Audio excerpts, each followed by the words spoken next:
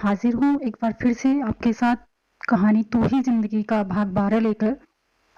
अगर आपने अभी तक इस कहानी के पहले भाग नहीं सुने हैं तो आप मेरे चैनल पर जाकर विजिट कर सकते हैं। वहाँ आपको इस कहानी के सभी भाग मिल जाएंगे। तो चलिए आगे की कहानी शुरू करते हैं। मलिक हाउस में तमन्ना बालकनी में चुपचाप खड़ी सूनी सड़क को देख रही थी। उसे पता था भाई अपने कमरे में चुपचाप लेटे होंगे। पता नहीं क्यों उसे बहुत बेचैनी हो रही थी। उसने भाई को वादा किया था कि शिल्पा को उसकी जिंदगी में वापस ला देगी, पर भाई आजकल जैसे डरे सहमे से रहते थे। वो शिल्पा के सामने जाने से डरते हैं। उन्हें लगता है शिल्पा उसे फिर से छोड़कर चली जाएगी। इसीलिए उसने तमन्ना को भी कसम दे रखी थी कि शिल्पा को किसी भी तरह पता न चले अरमान यहाँ है और ये कंपनी उसके नाम पर ही है। यहाँ तक कि उसने तमन्ना को भी उसके सामने जाने से मना कर रखा था। पर तमन्ना चाहती थी भाई और शिल्पा एक बार आमने सामने हो और शिल्पा भाई का प्यार देखकर हामी भर दे। तमन्ना ने एक ठंडी सांस भरी और हवा में बिखरे बालों को समेटकर जूड़ा बनाने लगी। अचानक उसके कानों में जैसे किसी ने फुसफुसाया, रहने दो ना, तुम इन खुले बालों में अच्छी लगती हो। सिद्ध। तमन्ना झटके से मुड़ी, पर कोई नहीं था। तमन्ना ने एक लंबी सांस ली और वह उन दिनों की यादों में खो गई जब सिद्धार्थ उससे अपने प्यार का इजहार करने आया था। वह अपनी मम्मी से झगड़ा करके सीधा तमन्ना के पास आया था और उसे सब कुछ बताते हुए उसने कहा था, तमन्ना, मैं माँ को बताना चाहता हूँ कि मैं तुमसे प्यार करता हूँ, शिल्पा से नहीं। उन्होंने बचपन में शिल्पा और मेरी शादी करवाई थी, पर मैं तो बचपन से ही तुमसे जुड़ गया हूँ। तमन्ना ने उससे हाथ छुड़ाकर इतना ही कहा था, सिद्ध, तुम चले जाओ और कभी मत आना। तुमने भाई और मुझे अंधेरे में रखा था। तुम्हें पता था कि तुम्हारी और शिल्पा की शादी हो चुकी है और शिल्पा मेरे भाई से प्यार नहीं करती है। सिद्ध ने उसका विरोध करते हुए उत्तर दिया था, मैं सच कहता हूँ, मुझे कुछ पता नहीं था। तमन्ना ने कठोर स्वर में कहा था, तो अब पता चल गया ना। तो जाओ शिल्पा के पास और इसे अपना जीवन साथी बना लो और खुश रहो। हम भाई बहन जी लेंगे, हमें किसी की जरूरत नहीं है। सिद्ध ने उस दिन कितनी विनती की थी, कितना गिड़गिड़ाया था कि इस तरह तमन्ना उसे अपने जीवन से ना निकाले। शिल्पा आज नहीं तो कल अपनी गलती समझ ही जाएगी, पर तमन्ना ने उसके मुंह पर दरवाजा बंद कर दिया था। उसके बाद सिद्ध लगभग 2 महीने तक कॉलेज नहीं आया, पर तमन्ना उससे ज्यादा अपने भाई के लिए चिंतित थी, जो फिर से खुद को शराब में डुबो दिया था। शिल्पा का भाई के जीवन में आना जिस तरह भाई को नया जीवन दे गया था, उसका जाना जैसे उसे बेमौत मार गया था। 1 महीने बाद वह अंकल यानी अंजलि के पापा को बुलाने पर अमेरिका चला गया था। तमन्ना ने ही अंकल से कहा था कि भाई को वहां बुला लें और अरमान को कसम दे दी थी कि वह चला जाए। वैसे भी अब अरमान मुंबई में रहना नहीं चाहता था। अंजलि के पापा तमन्ना के पापा के बहुत अच्छे दोस्त थे और उनके डैड के बाद अब तक उनका बिजनेस संभाल रहे थे। वो चाहते थे अब अरमान जिम्मेदारी संभाल ले, पर अरमान की कॉलेज की डिग्री खत्म होने के इंतजार में थे। तमन्ना के जोर देने पर अरमान अमेरिका चला जरूर गया था, पर वहां भी उसका दिल लग नहीं पाया था।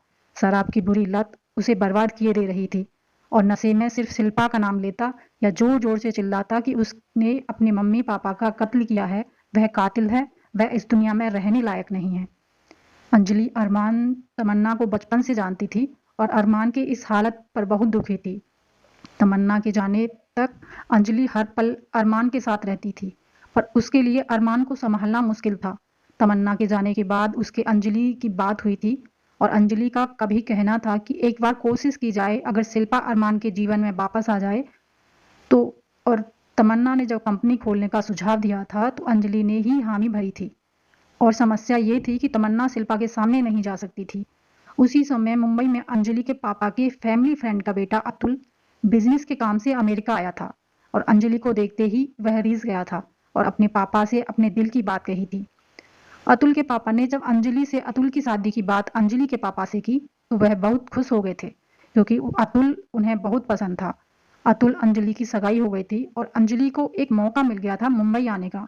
तभी उसके दिमाग में आया कि शिल्पा इंटीरियर डिजाइन कंपनी वह संभाल सकती है। सब कुछ प्लान से ही हुआ था और जिस दिन शिल्पा ने कंपनी ज्वाइन की, तमन्ना और अंजलि खुशी से उछल पड़े थे और अरमान को तो जैसे एक नई जिंदगी मिल गई थी। पर अब भाई कुछ और ही सोच रहे थे शायद। तमन्ना अमेरिका में अरमान को लेकर चिंतित थी और अपने जीवन की, अपनी खुशी के बारे में लगभग भूल चुकी थी। पर मुंबई आते ही फिर से वो याद आने लगा था। तमन्ना को लगता था उसे सिद्धांत की बात सुननी चाहिए थी। उस पर विश्वास करना चाहिए था, कुछ नहीं तो उसे कम से कम दुत्कारना नहीं चाहिए था। और उसने गुस्से में सिद को बहुत बुरा भला कहा था। आज उसे लगता था कि उसके पैर खोने से उसे इतना गम नहीं हुआ था जिस उसके जीवन से सिद के जाने से उससे कहीं ज़्यादा दुख और तकलीफ हुई थी। पर अब उसे वापस नहीं पा सकती थी। शायद अब तक उसने अपना जीवन साथी चुनकर आगे बढ़ गया होगा। तमन्ना ने एक गहरी सांस ली और नीचे आ गई। जब तक अकेली ऐसे खड़ी रहेगी उसे यहाँ ये सब बातें याद आती रहेंगी। भाई भी अपने कमरे में पता नहीं किन ख्यालों में खोए होंगे। तमन्ना को अरमान की याद आते ही वह उसके कमरे की ओर बढ़ गई। अंजलि अपने कमरे में कुछ काम में व्यस्त थी। तभी उसने किसी के कार के रुकने की आवाज़ सुनी और उसने खिड़की से देखा शिल्पा लगभग दौड़ती हुई अंदर आ रही थी। अंजलि जल्दी से अपने हाथ का काम रोककर उठ खड़ी हुई। तब तक शिल्पा अंदर थी। वह जोर जोर से हाँफ रही थी। अंजलि उसे देखकर घबराते हुए पूछी, क्या हुआ शिल्पा? आंटी ठीक है ना? क्या बात है? शिल्पा खुद को संयत करते हुए बोली, मम्मा ठीक है अंजलि दी। वो मैं अचानक उसे लगा वह कैसे अंजलि से अरमान के बारे में पूछ सकती है। अंजलि तो सब कुछ पता होगा उन दोनों के बारे में। अरमान को शिल्पा ने जिस तरह दुत्कारा, उसे उसका अपमान किया, सब कुछ वो जानती होंगी। वो तो शिल्पा को ना जाने कितना बुरा समझती होंगी। अंजलि शिल्पा को इस तरह चुप देखकर उसका हाथ पकड़कर बिठाती हुई बोली, अब बताओ क्या बात है जो मुझे बताने से हिचकिचा रही हो? शिल्पा के होठ कांप रहे थे और एक ही शब्द निकला, अरमान। अंजलि ने चौंक कर पूछा, अरमान को क्या हुआ? शिल्पा ने ना में सिर हिलाया और आंसू भरी आवाज में बोल उठी, अरमान कहाँ है अंजलि दी? अब अंजलि को बात समझ में आई और शिल्पा की आंखों में आंसू देखकर वह समझ गई शिल्पा को शायद अपनी गलती समझ में आ गई है और अरमान से मिलकर शायद उससे माफी मांगना चाहती हो। उसने मन ही मन कहा, इतनी जल्दी तो मिलने नहीं दूंगी मैं शिल्पा तुम्हें।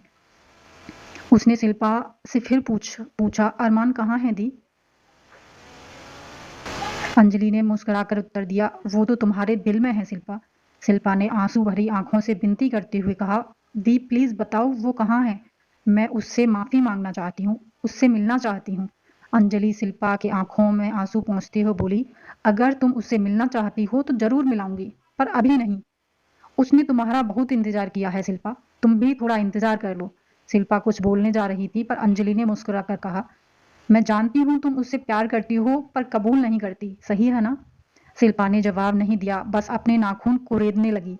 अंजलि उसका हाथ पकड़कर बोली, अपने दिल को इस तरह कब तक धोखा दोगी शिल्पा? और अगर अरमान से प्यार नहीं करती तो मिलकर उसे और दुखी मत करो। शिल्पा अंजलि की बात काटते हुए बोली, दी मैं उसे अब दुखी नहीं दूंगी। अंजलि मुस्कुराते हुए बोली, इसका अर्थ है तुम उससे प्यार करती हो, है ना? शिल्पा अपनी आंखें झुकाकर बोली, मैंने ऐसा तो नहीं कहा। अंजलि हंसते हुए बोली, हाय अब समझ आया क्यों अरमान तुम पर मरता है, तुम्हारी अदाएं ही ऐसी हैं कि। शिल्पा उसकी बात को काटते हुए बोली, दी अरमान कहाँ है? अंजलि उसके हाथों को थपथपाते हुए बोली, बताऊंगी वो कहाँ है और तुम मिलोगी भी, पर आज नहीं, कुछ दिन बाद एक स्पेशल दिन है। शिल्पा तुरंत बोल उठी, अरमान का बर्थडे है। अंजलि हंसती हुई बोली, कौन कहता है कि तुम उससे प्यार नहीं करती हो? हाँ तो मैं उसी दिन उससे मिलवाऊंगी तुम्हें और मेरे उस पागल दोस्त को उसके लिए सबसे कीमती तोहफा दूंगी मैं उस दिन। शिल्पा को अब उस दिन का बेसब्री से इंतजार था जब वह अरमान से मिलेगी। पद्मा को अंजलि से सब कुछ पता चल गया था और वह बहुत खुश थी अपनी बेटी के लिए। और शिल्पा को तो जैसे आजकल हवा में उड़ती रहती थी। उसकी ऐसी हालत थी जैसे आज मैं ऊपर आसमान नीचे। उसे लगता था कि ये दिन जल्दी से निकल जाए और वह अरमान से मिले। पर अरमान की याद आते ही वह शर्मा जाती थी। मन में हजारों लाखों बातें आती जाती रहती थी। उसका दिमाग कहता, अरमान तुमसे नाराज है शिल्पा, देखना तुमसे बात नहीं करेगा। पर तुरंत दिल कहता, अरमान और तुमसे नाराज? कभी नहीं शिल्पा, देखना तुम्हें देखते ही दौड़ा चलाएगा और तुझे गले लगा लेगा। गले लगाने का ख्याल दिल में आते ही वह शर्मा जाती थी। उसे उन दिनों की याद आती थी जब वह उसे देखते ही अरमान की आंखें कैसे चमकने लगती थी। उसका दिल कहता, तू कितनी बुद्धू थी जो उससे इतना डरती थी। उसने तो सदा तुझे दुनिया की बुरी नजरों से बचाने की कोशिश की थी शिल्पा, और आज भी वही कर रहा है। पर उसने उसके बदले तुझसे कुछ भी नहीं मांगा। वह मन ही मन अरमान को सॉरी कहती और अंजलि की बातें दिमाग में गूंजती, हाय आज समझा मेरा दोस्त तुम्हारा इतना दीवाना क्यों है। वह आईने के सामने आकर बैठ जाती और खुद को देखने लगती और लगता जैसे वह खुद को पहली बार देख रही हो। अरमान क्यों उसे इतना चाहता है? उसमें तो ऐसी कोई बात है ही नहीं। हाँ, वह अरमान से इस बात को पूछेगी जरूर। फिर शिल्पा खुद के ही सर पर चपत लगाकर खुद को ही डांटती, तेरे लिए वह वर्षों से इंतजार कर रहा है और तू ये पूछेगी उससे, डफर कहीं की। तो फिर वह जब अरमान से मिलेगी तो क्या कहेगी? हाँ, कहेगी कि अरमान, मैं तुमसे बहुत प्यार करती हूँ। धत, ये तो वो कह सकती है क्या? वो क्या मुंबई की मॉडर्न लड़की है जो एक बार देखते ही आई लव यू कहकर चिपक जाती हैं? उससे नहीं हो पाएगा अपने प्यार का इस तरह इजहार करना। हाँ, अरमान को समझना है तो समझ ले। अरमान की याद आते ही शिल्पा उसकी समंदर से भी गहरी नीली आंखें याद आईं। कितना दर्द, कितना प्यार उनमें छुपा कर रखता था अरमान, जिसे समुंदर की गहराई कोई नाप नहीं सकता। उसी तरह उसके दर्द, उसके प्यार को भी शिल्पा नाप नहीं पाई। ऐसा कौन सा आशिक होगा जो अपने प्यार के लिए बरसों इंतजार करे, और वो भी उसे पाने के लिए नहीं, सिर्फ उसकी एक झलक देखने के लिए। उसकी झील जैसी आंखें भर आईं और अनायास ही उसने जैसे आ बाढ़ आ गई। पर तभी उसे एहसास हुआ मानो अरमान उसके कान में कह रहा हो, शिल्पा, तुम हंसते हुए ही अच्छी लगती हो। उसने अपने तुरंत आंसू पोंछ लिए और बड़बड़ाई, मैं कितनी बुरी हूं ना अरमान, तुम्हें कितना रुलाया है, जबकि तुम मुझे कभी रोते हुए देख ही नहीं सकते थे। आई लव यू अरमान, पर तुम भी जानते हो मैं ये तुमसे नहीं कह पाऊंगी। बस तुम समझ लेना मेरी दिल की बातें। मैं तो अपने होठ भी खोल नहीं पाऊंगी तुम्हारे सामने। वो मुस्कुरा उठी और तभी उसके हाथों के कंगन खनखना उठे। उसे लगा जैसे उसके कंगन कह रहे हैं, अरमान, अरमान। क्या बात है भाई, आपने ये अचानक ऐसा फैसला क्यों लिया? तमन्ना अंदर आती हुई अरमान से पूछी। अरमान, जो एल्बम में किसी को देखते हुए कहीं खोया हुआ था, जल्दी से एल्बम बंद कर दिया मानो उसकी चोरी पकड़ी गई हो। तमन्ना मन ही मन सोची, भाई आप क्या छुपा रहे हैं मुझसे? जिसका नाम सोते जागते नशे में नींद में बड़बड़ाते रहते हो, उसे अब छुपाने की जरूरत नहीं है। अरमान उसे देखते ही जवाब दिया, तमन, मैं सोच रहा हूँ अमेरिका वापस चला जाऊं और अंकल को बिजनेस में हेल्प दूं। तमन्ना आश्चर्य से पूछी, क्यों भाई? आप अमेरिका गए थे जिस कारण से, वह तो नहीं रहा ना? शिल्पा अब यहाँ है, खुश है, और आप उसे देख भी सकते हैं। तो अब क्या प्रॉब्लम हो गया? आप मुझे अकेले छोड़कर जाना चाहते हो? अरमान ने तुरंत कहा, नहीं तमन, ऐसा नहीं है, पर मैं यहाँ अब रुक नहीं सकता। तमन्ना, पर क्यों भाई? अरमान ने अपनी नजरें घुमाई और खिड़की से दूर देखते हुए उदास स्वर में बोला, तमन, तू मेरी बहन है, तुझसे मैं कुछ भी नहीं छुपाऊंगा। जब शिल्पा चली गई थी तो मुझे लगा था मैं बुरी तरह ठगा गया हूँ। सिद्धांत के कहने पर मुझे लगा था शिल्पा मुझे चाहती है। तू मेरी बहन है, चाहे मैं कितना भी गुनाह करूं, तू मेरी बहन ही रहेगी। पर मम्मा पापा की मौत की वजह से मैंने सबकी नजरों में मेरे लिए नफरत देखा है। तमन्ना उसकी बातों को काटते हुए बोली, नहीं भाई, सिद्धांत और आंटी आपसे नफरत नहीं करती थी। अरमान ने सिर हिलाया और बोला, मैं जानता हूँ, पर मैं उनका अपराधी था। तू तब छोटी थी, तुझे याद नहीं होगा। मुझे याद है, जब अंकल की मौत से आंटी पूरी तरह टूट गई थी तो पापा ने उन्हें धीरज बंधाते हुए कहा था, आशा, आपका भाई जिंदा है अभी। और तब मैं आपके पति का सिर्फ दोस्त था और आज से आपका भाई हूँ। और तब से आंटी पापा के हाथ में राखी बांधने लगी थी। और सिद्ध तो पापा को इतना चाहते थे कि पूछो मत। सिद्ध की हर फरमाइश पापा पूरा करते थे और कहते थे, अरमान मेरा अच्छा बेटा और सिद्धांत मेरा शैतान बेटा। कहते हुए अरमान मुस्कुरा उठा। सिद्ध का नाम आते ही तमन्ना के सीने में जैसे कुछ चुभने लगा। अरमान कह रहा था, पापा मम्मा की मौत से आंटी दोबारा टूट गई थी और सिर का तो रोकर बुरा हाल था। मुझे लगा मैं इन सब का जिम्मेदार हूँ, इसलिए उनसे भी नाता तोड़ लिया। तमन्ना अरमान के पास बैठती हुई बोली, जाने दो ना भाई, ये सब पुरानी बात है, इनसे सिर्फ दिल में दर्द होता है। अरमान ने सर हिलाया और कहा, मैं जानता हूँ तमन, पर मैं कैसे इससे बाहर निकल कर आऊँ? जब शिल्पा आई और मैं फिर से आंटी के घर जाने लगा, सिर से बातें होने लगी तो लगा सब ठीक हो जाएगा, पर मैंने उन्हें फिर से तकलीफ पहुंचाई। और आज वो मिले तो मैं उनसे नजरें नहीं मिला पास रहा था। तमन्ना जबरदस्त विरोध करती हुए बोली, आप हर बात को खुद को इल्जाम मत दो भाई। सिद्धांत और आंटी आपसे नफरत नहीं कर सकते। और रही बात शिल्पा की, क्या पता वो आपसे नफरत नहीं प्यार करती हो, तब ना करती हो, लेकिन तब ना समझती। सिद्ध और अपना सच जानकर घबरा गई थी, पर अब काफी समझदार हो गई है। मैं अंजलि से उसकी बातें सुनती रहती हूँ, उसका विचार से पता चलता है मुझे। अरमान ने एक ठंडी सांस ली और कहा, पर अगर शिल्पा मुझे थोड़ा भी चाहती तो अंजलि से कभी ना कभी इसका जिक्र करती तमन्ना मुस्कुराते हुए बोली, आपने अभी तक उस लड़की को इतना ही पहचाना भाई, और आप कहते हो उससे प्यार करते हो। वह ऐसी बातें किसी से शेयर करने वाली लगती है आपको? अरमान, इसीलिए तो मुझे और डर लगता है तमन। अगर मुझे देखकर वो मुझसे और नफरत करने लगी तो मैं सह नहीं पाऊंगा। मुझे तो रोक मत तमन। तमन्ना उदास स्वर में बोली, ठीक है भाई, पर आपका अगले हफ्ते बर्थडे है, तो तब तक आप रुक जाओ, वरना मुझे और अंजलि को बहुत बुरा लगेगा। अरमान ने उदास स्वर में कहा, ठीक है तमन, फिर मुझे मत रोकना प्लीज। तमन्ना मुस्कुराते हुए बोली, आप जो चाहते हैं वही होगा, और आपने मेरी बात रख ली, इसलिए मैं भी आपके इस बर्थडे पर ऐसा गिफ्ट दूंगी कि आप सारी जिंदगी याद रखेंगे। वह दिन आ गया जब शिल्पा अरमान से मिलने वाली थी।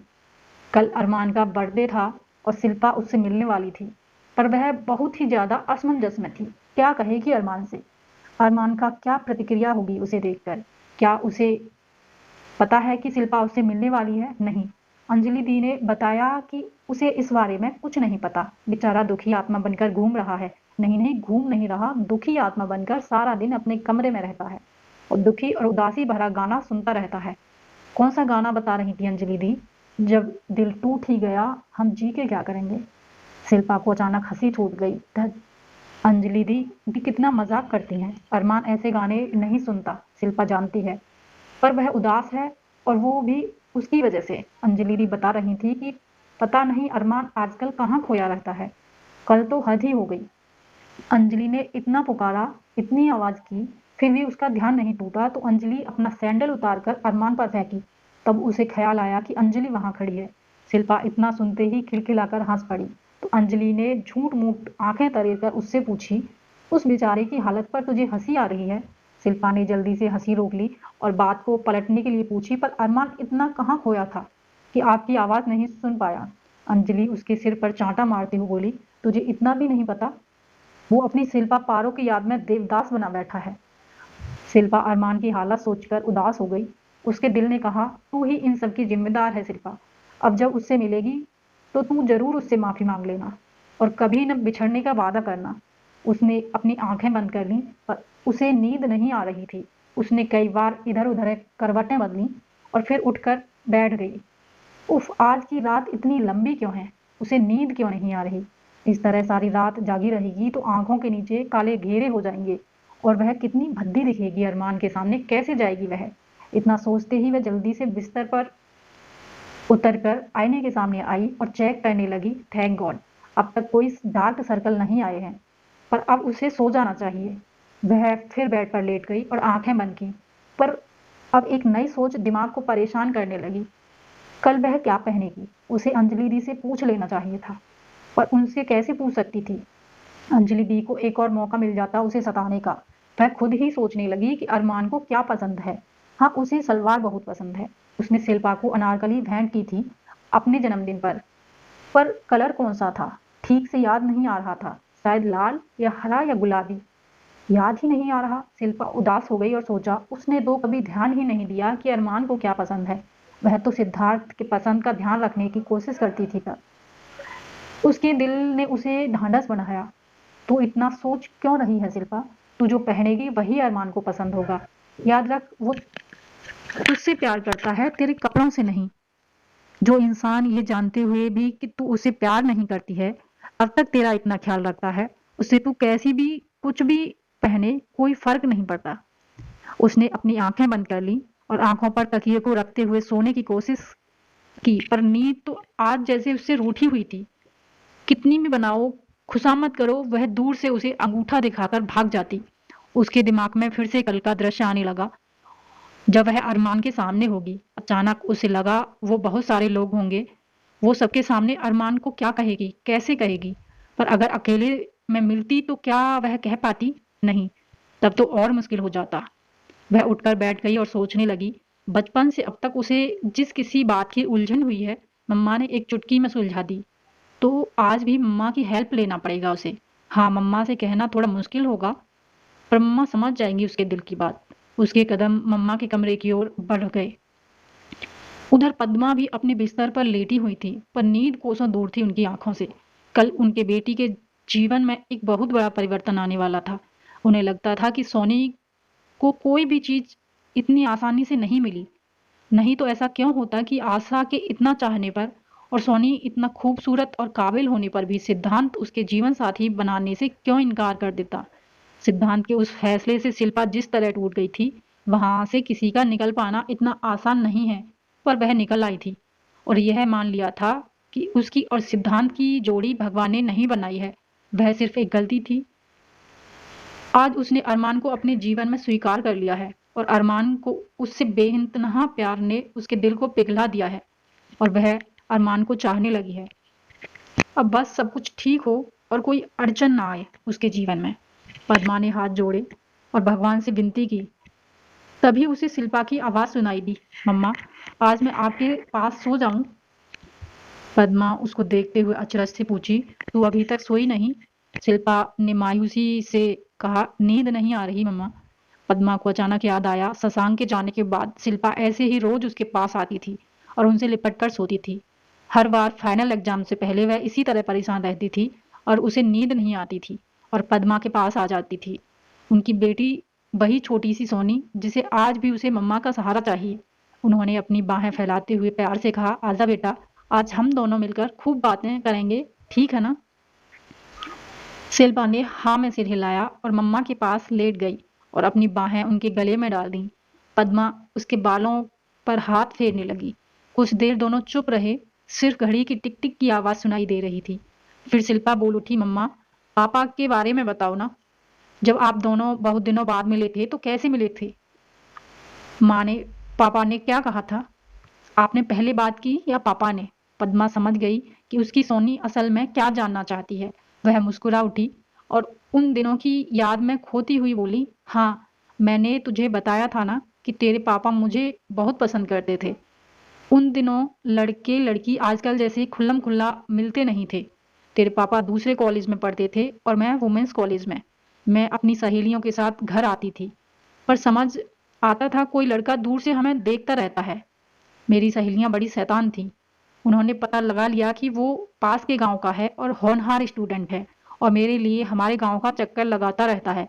एक बार जब मैं कॉलेज से घर आ रही थी तो वह अचानक मेरे सामने आकर खड़ा हो गया और एक पेपर मेरी ओर बढ़ाता हुआ बोला, मैं आपको बहुत पसंद करता हूँ और आपसे विवाह करना चाहता हूँ। मेरे फैमिली के बारे में सब कुछ इसमें लिखा है। आप चाहें तो खुद भी पता लगा सकती हैं। और अगर मैं आपको ठीक ठाक लगूं तो क्या मैं मेरे बाबूजी को आपके घर भेज सकता हूँ? आप सोचकर जवाब जरूर दीजिएगा। इतना कहकर वो गायब हो गए, पर मेरी तो हालत ही खराब हो गई थी। मैंने वो पेपर वहीं फाड़ कर फेंक दी और घर भाग आई। पर मेरी शैतान सहेलियों ने उसे जाकर बता दिया कि मैं भी उसे पसंद करती हूँ। फिर क्या हुआ? वो तो मैंने मम्मा पापा को लेकर सीधा हमारे घर आ गए कि रिश्ते के लिए। पर मेरे पापा कहाँ यूँ मानने वाले हैं। उन्होंने शर्त रखी कि अगर 2 साल में वह बिजनेस में अपना पैर जमा पाया तो ही वह अपनी बेटी की शादी उससे करेंगे। उसने हामी भरी और चला गया, पर अगले दिन मुझे मेरी सहेलियों ने उसकी एक चिट्ठी दी जिसमें लिखा था, प्लीज मेरा इंतजार करना। शिल्पा मम्मा से लिपटते हुए पूछी, फिर? पद्मा उसके सर पर हाथ फेरते हुए बोली, फिर क्या? मैं इंतजार करने लगी उनका। शिल्पा मुस्कुराते हुए बोली, तो इसका मतलब है आप भी पापा को पसंद करते थे? पद्मा हंसते हुए प्यार से बोली, मेरी सोनी के पापा थे ही इतने हैंडसम कि कोई भी लड़की दिल हार बैठती। वो मेरे इंतजार की घड़ियां खत्म हुई और वो आ गए। शिल्पा उत्साहित होकर उठ बैठी और पूछी, फिर? पद्मा उन दिनों की याद में खोई हुई बोली, उस दिन बहुत बारिश हो रही थी। तेरे पापा को तेरे नाना से मिलने को बुलाना था क्योंकि उन्हें तेरे पापा के बिजनेस में कामयाबी का पता चल गया था और वो बहुत खुश थे। माँ बाबूजी सुबह पास के गांव में रिश्तेदार के घर गए थे। बारिश की वजह से वहीं रुक गए थे और मैं घर में अकेली थी। मुझे लगा था तेरे पापा नहीं आएंगे, पर वो आए। उन्होंने दरवाजा खटखटाया। मुझे लगा माँ बाबूजी हैं, तो मैंने खोला और उन्हें देखा। बारिश में सर से पैर तक भीगे हुए खड़े मुस्कुरा रहे थे। मैं तो पलकें झपकाना ही भूल गई थी। दोनों न जाने कितनी देर तक एक दूसरे को ऐसे ही देखते हुए खड़े रहे। मेरे दिल में इन 2 सालों में न जाने उनके लिए क्या क्या सोच कर रखा था, पर क्या कहने के अरमान संजो कर रखे थे मैंने। पर मैं तो जैसे सब भूल गई थी। कुछ देर बाद तेरे पापा बोले, पद्मा कुछ कहोगी नहीं? मैंने जल्दी से कहा, आज पापा घर पर नहीं है, आप कल आइए।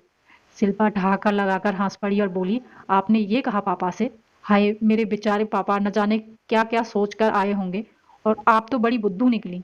पद्मा मुस्कुराते हुए बोली, हाँ बुद्धू ही थी, पर तेरे पापा ने इतना ही कहा। मैं आपके पापा से ही मिलने आया था पद्मा, उनसे ही मुझे काम था, उनसे उनकी बेटी का हाथ मांगना था। मैं कल आऊंगा कहकर वो चले गए और मैं खुद को कोसने लगी कि मेरी अकल कहाँ घास चरने चली गई थी। सच में मैं महाबुद्धू ही थी। शिल्पा मम्मा के गले में अपनी बाहें डालते हुए बोली, मम्मा आपकी बेटी भी बहुत ही बुद्धू है। आपने तो अपने प्यार को पहचान ही लिया था, पर उससे तो वो भी नहीं हुआ। पद्मा प्यार से उसके कपोल को चूमती हुई बोली, मेरी सोनी बुद्धू नहीं है, मासूम है। और यही मासूमियत सबके दिल को जीत लेती है, जैसे अरमान के दिल को। वरना दुनिया में इतनी स्मार्ट खूबसूरत लड़कियां हैं, तो वो क्यों उसके दिल को नहीं भाई बता। वह थोड़ी चुप रही, फिर बोली, मैं जानती हूँ सोनी, तू किस उलझन में है। तो सुन, उस दिन तेरे पापा तेरी माँ ने कोई बात नहीं की, और उनकी दिल की धड़कन ने एक दूसरे को सब कुछ बता दिया था। कभी कभी जो भावनाएं हम जुबान से नहीं समझ पाते, वो मौन होकर समझ जाते हैं। हमारी आंखें सब कुछ कह जाती हैं। सोनी, मैं जानती हूँ मेरी बेटी की खूबसूरत गहरी आंखों में उस इंसान के लिए कितना प्यार होगा जब वो उससे कल मिलेगी। शिल्पा ने कुछ जवाब नहीं दिया, बस मुस्कुराई। फिर वह मासूम सा चेहरा बनाकर बोली, मम्मा एक प्रॉब्लम है, कल क्या पहनूं, मैंने कौन सा ड्रेस पहनूं समझ नहीं आ रहा। पद्मा उसकी प्रॉब्लम सुनकर हंस पड़ी, फिर संयत होकर बोली, इतना टेंशन मत ले। एक काम कर, कल अपनी लाल अनारकली पहनना। हमारे में लाल रंग शुभ माना जाता है। देखना तो उसमें तितली जैसी खिल उठेगी, और अरमान को भी बहुत पसंद आएगा। अच्छा अब तू सो जा, सुबह बहुत काम है।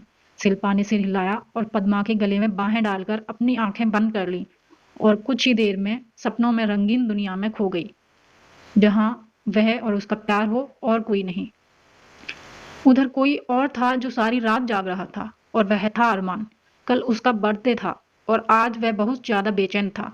उसे अपने जन्मदिन की कोई खुशी नहीं थी, क्योंकि यह जन्मदिन ही है जो उसे सब कुछ याद दिला देता है। पापा मम्मा के चले जाना, उसकी अकेली जिंदगी, और फिर ऐसे ही एक जन्मदिन पर शिल्पा का उसके जीवन में आना, जीने की नई उमंग, और फिर सब सपनों का स्वाहा हो जाना। उसने तमन्ना से वादा किया था कि कल वह उनके साथ बर्थडे सेलिब्रेट करेगा, पर वह सिर्फ तमन्ना के दिल रखने के लिए इस पर राजी हुआ था। और परसों वो वहां से जाने वाला था, मुंबई से दूर, अपनी बहन से दूर, अपने मम्मी पापा की यादों से दूर, और दूर उस लड़की से जिसे उसने जी जान से चाहा था। पर क्या उसके चले जाने से सारी यादें मिट जाएंगी? नहीं। यादें तो इंसान की जिंदगी का तब तक जुड़ा रहता है जब तक वह सांस लेता रहता है। फिर वह क्यों भाग रहा है? उसे किसी की नहीं तो कम से कम अपनी बहन का तो ख्याल होना चाहिए, जिसने सिर्फ अपने भाई के लिए शिल्पा को उसकी जिंदगी में वापस लाने की कोशिश की, जिसने कसम खाई है कि तब तक विवाह के बंधन में नहीं बंधेगी जब तक भाई खुद को संभाल न ले, या उसका प्यार वापस ना आ जाए। पर अरमान जानता है शिल्पा उससे प्यार नहीं करती थी, तो कभी वापस नहीं आएगी। अरमान को लग रहा था फूट फूट कर रोए। बचपन से लेकर पापा मम्मा के जाने तक उसने कभी किसी की कमी महसूस नहीं की, कभी उदास नहीं हुआ। उनका साया सर पर रहने से जैसा लगता था अरमान के पास दुनिया भर की दौलत है।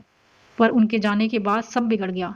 जिस बेटे से वे अपनी जान से भी ज्यादा प्यार करते थे, उसने ही उनकी जान ले ली, अपनी बहन को अपाहिज कर दिया, और सबकी नफरत भरी निगाहों से बचने के लिए खुद को शराब में डुबो दिया। नशे की हालत में वह सब कुछ भूलकर खुश रहता था, पर उस लड़की ने आकर उसकी वो खुशी भी छीन ली। अब तो नशे में भी वह शिल्पा का नाम ही लेता रहता है, उस लड़की का जिसने कभी उस मुड़कर नहीं देखा था। अरमान ने एक ठंडी सांस ली और गिटार की ओर देखा, जो किसी ने कल ही उसके लिए भेजा था। किसने भेजा होगा? कोई नाम पता नहीं था, पर अंजलि लेकर आई थी और कहा था कि कल बताएगी किसने गिफ्ट किया है। और ये गिटार उसके किसी दोस्त की याद दिलाता है, सिद्धांत मोदी। भाई से भी बढ़कर था वो अरमान के लिए। सिद्धांत ने ही उसके बर्थडे पर एक गिटार खरीद कर लाया था, और वो भी अपने पॉकेट मनी के पैसे से। अरमान ने उस दोस्त को भी खो दिया।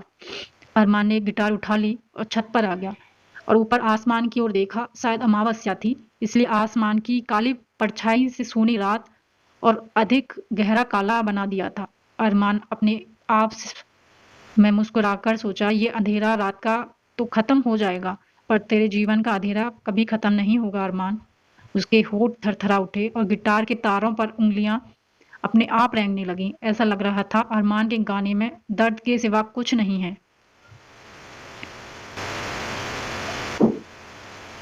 अरमान की यादें वहां चली गईं जब शिल्पा ने कड़े शब्द में कहा था, वह सिद्धांत को चाहती है, उसे नहीं। उसका शिल्पा के जीवन में कोई जगह नहीं। शिल्पा से पहली मुलाकात याद करके उसके होठ मुस्कुरा उठे। कितनी डरी सहमी सी थी, बाहर की दुनिया से बिल्कुल अनजान, घबराई हुई। अरमान ने उसे थोड़ी रपट भी लगाई थी। उसे लगा था घर से भागी हुई है, कोई लड़की जो हीरोइन बनने के चक्कर में मुंबई आ गई है। सड़क के पर किसी के बाइक के चीखते हुए फुल स्पीड में आने की आवाज ने अरमान का ध्यान बरबस ही उस ओर खींच लिया और उसकी यादें और ताजा हो गईं जब शिल्पा को उसने अपनी बाइक पर बिठाया था। पहली बार बाइक पर बैठी थी तो कितनी डरी हुई थी, और जब अरमान ने उसे कसकर पकड़ने को कहा था कैसे कांपने लगी थी। पर उसे क्या पता था कि उसके स्पर्श से अरमान खुद को दुनिया का सबसे खुशकिस्मत इंसान समझ रहा था। दूर गिरजाघर में रात के 12 बजे के घंटे से अरमान को याद आया अपना वो बर्थडे जब उसने शिल्पा के लिए लाल रंग का अनारकली खरीद कर दिया था। उसे देखते ही शिल्पा कैसे खुशी से खिल उठी थी। बारिश की 2 बूंदें अरमान पर पड़ते ही चौंक उठा। उसने अरमान की ओर देखा और पाया कि काले बादल घुमड़ घुमड़ कर आ रहे हैं। ऐसा लग रहा था जैसे आज रात भी वह आंसू बहाने के लिए मचल रहा हो। अरमान की आंखें नम थीं, पर वह नहीं जानता था कोई और भी है जो उसे गाने को सुनकर आंसू बहा रहा है, और वो थी तमन्ना, जो एक तरफ भाई के जीवन में शिल्पा को वापस लाने की खुशी को महसूस करना चाहती थी, और दूसरी तरफ अपने प्यार को खोकर आज फिर से आंसू बहाने को मजबूर थी। पद्मा की नींद टूटी शिल्पा गाने की आवाज से। वह जल्दी से उठ बैठी और देखा वह आज उठने में काफी लेट हो गई थी। शिल्पा मंदिर में थी, इसका मतलब वह नहा धोकर पूजा में बैठ गई थी। उसकी मधुर आवाज से सारा घर गूंज रहा था। वह मुस्कुराती हुई फ्रेश होने चली गई क्योंकि आज बहुत सारा प्लानिंग बनाना था। उन्होंने जल्दी से किचन का काम खत्म करके उन्हें मार्केट जाना था, जहां भी शिल्पा और तमन्ना के लिए कुछ नई ड्रेस लेना चाहती थी और अरमान के लिए कुछ अच्छा सा गिफ्ट। कुछ देर के बाद वह रसोई में आकर काम पूरा करने लगी। सब लगभग हो गया था, बस खीर बनाना बाकी था, जो वह बड़े मनोयोग से बना रही थी क्योंकि शिल्पा को खीर बहुत पसंद था और पद्मा मानती थी कि हर अच्छे काम से पहले मुंह मीठा करना चाहिए, तो खीर से बढ़िया क्या हो सकता है। वैसे भी जन्मदिन पर खीर बनाना उनके घर की प्रथा थी, और आज उनकी बेटी के जीवन में सबसे अहम इंसान का जन्मदिन था। वह यही सब सोचकर मुस्कुरा रही थी कि शिल्पा पास आकर खड़ी हो गई और पूछा, क्या बना रही हो मम्मा। पद्मा प्यार से उसके गालों को छूते हुए बोली, मेरी सोनी का पसंदीदा खीर, देख तो कैसा टेस्ट हुआ है। शिल्पा चखते हुए बोली, बहुत बढ़िया मम्मा, आप तो हर चीज बनाना जानती हो, मुझे भी सिखा दो ना। पद्मा मुस्कुराते हुए बोली, तुझे तो कुछ कुछ बनाना आता है ना। शिल्पा थोड़ी देर चुप रही, फिर बोली, हाँ पर कुछ स्पेशल चीजें सिखाओ ना मम्मा। पद्मा हंसते हुए बोली, अच्छा तो स्पेशल चीजें सीखना है मेरी बेटी को, किसी स्पेशल इंसान के लिए क्या। शिल्पा को गाल शर्म से लाल हो गए और उसने आंखें झुका ली। पद्मा हंसते हुए पूछी, अच्छा बता अरमान को क्या क्या पसंद है, मैं तुझे सिखा दूंगी। शिल्पा ने याद करने की कोशिश की, पर ज्यादा कुछ याद नहीं आया उसे। बस उस दिन अंजलि के लिए जो बनाया था वही पता था उसे, और वो चीजें वो बनाना जानती थी। उसका चेहरा अचानक उदास हो गया। पद्मा बात को समझते हुए बोली, कोई बात नहीं बेटा, 3 साल काफी लंबा समय होता है भूलने के लिए। शिल्पा वहां बैठती हुई बोली, मम्मा आज आपसे ढेर सारी बातें करनी है। पद्मा समझ गई कि शिल्पा के लिए समय काटना पल पल भारी हो रहा है। अभी तो सुबह ही है और वो अरमान से शाम को मिलने वाली है। वह हंसते हुए बोली, जा जल्दी से तैयार हो जा, हम शॉपिंग जाएंगे और फिर दोनों मिलकर खूब बातें करेंगे। शिल्पा खुशी से उछल पड़ी और पद्मा के गाल चूम लिए। पद्मा हंसते हुए बोली, तेरा ब्याह हो जाएगा तो तेरी मम्मी तेरी सारी हरकतें याद करेगी, तू बहुत याद आएगी सोनी। शिल्पा चौंक कर बोली, क्यों, मैं तो आपके पास ही रहूंगी ना। पद्मा उसके सर पर हौले से मारती हुई बोली, पागल है तू, कौन सी लड़की शादी के बाद मैके में रहती है। शिल्पा अचानक उदास हो गई और धीरे से पूछी, मम्मा क्या आप हमारे साथ नहीं रह सकती। पद्मा ने जल्दी से कहा, अब तू उदास क्यों हो रही है, अभी ये सब सोचने का वक्त नहीं है, जा जाकर जल्दी से तैयार हो जा। शाम का समय था, अरमान अपने कमरे में तैयार हो रहा था। तमन्ना ने के रिक्वेस्ट किया था कि ज्यादा कुछ ना करे, उसके जन्मदिन के लिए तो तमन्ना मान गई थी। पर उसने शर्त रखी कि जन्मदिन की पार्टी उसके पुराने घर में करेंगे क्योंकि वहाँ मम्मा पापा की यादें हैं। शायद उसके बाद भाई इंडिया वापस ना आए। तो आज तमन्ना की ये ख्वाहिश पूरी करनी पड़ेगी। अरमान मान गया था क्योंकि वह आज अपनी बहन को दुखी नहीं देख सकता था। अरमान इन्हीं ख्यालों में खोया था तभी मोबाइल बज उठी। दूसरी तरफ तमन्ना थी। भाई, आप हमारे घर चले आओ, वहाँ मेरे कुछ फ्रेंड्स आपका इंतजार कर रहे हैं। मैं शॉपिंग को आई थी पर ट्रैफिक में फंस गई हूँ। सॉरी भाई, आप पहुँचो, मैं आती हूँ। अरमान ने थोड़ी खिन्न स्वर में कहा, तू आ जा तमन्ना, फिर दोनों साथ चलते हैं। वहाँ अकेले जाने से मुझे बिल्कुल अच्छा नहीं लग रहा। तू समझ सकती है ना? तमन्ना, हाँ भाई, पर मैं तो हमारे घर के उल्टी तरफ हूँ और आप दूसरी तरफ। मुझे वहां तक जाने के लिए फिर आपके साथ लेकर घर आने के लिए बहुत लेट हो जाएगा भाई। वह जो इंतजार कर रहे हैं बोर हो जाएंगे भाई। उन्होंने मुझे कॉल किया था, मैंने बताया आप पहुंच रही हो। प्लीज भाई। अरमान ने मजबूरी बस हाँ कहा और अपनी गाड़ी लेकर निकल पड़ा। मुंबई आने के बाद एक बार भी वह उस पुराने घर में नहीं गया था। वहां पहुंचकर उसने गाड़ी पार्क की और देखा घर के बाहर गार्डन में बिल्कुल वैसा ही सुव्यवस्थित था जैसा मम्मा रखती थी। अरमान ने मन में सोचा, तमन बिल्कुल मम्मा पर गई है। हर चीज को सलीके से रखना मम्मा को बहुत पसंद था और तमन में वह वही गुण थे। वह गेट खोलकर अंदर आया और घर के दरवाजे को हल्का सा धक्का दिया। वो खुला हुआ था पर अंदर अंधेरा था। अरमान को समझ नहीं आ रहा था क्या माजरा है। उसने देखा हॉल से बहुत ही मध्यम रोशनी आ रही थी। वह उत्साह पूर्वक हॉल में कदम रखा और अचानक जैसे उसके बदन में जैसे 3000 वोल्ट का करंट दौड़ गया हो। वहाँ वह वहीं खड़ी थी। हाँ, उसका चेहरा उधर खिड़की की तरफ था पर अरमान उसे पहचानता था। चाहे उसका चेहरा न दिखता हो पर अरमान तो उसे अंधेरे में भी पहचान सकता था। उसके कदमों के आहट से उसे पहचान सकता था। अपनी जिंदगी में कोई भला कैसे ना पहचान पाए।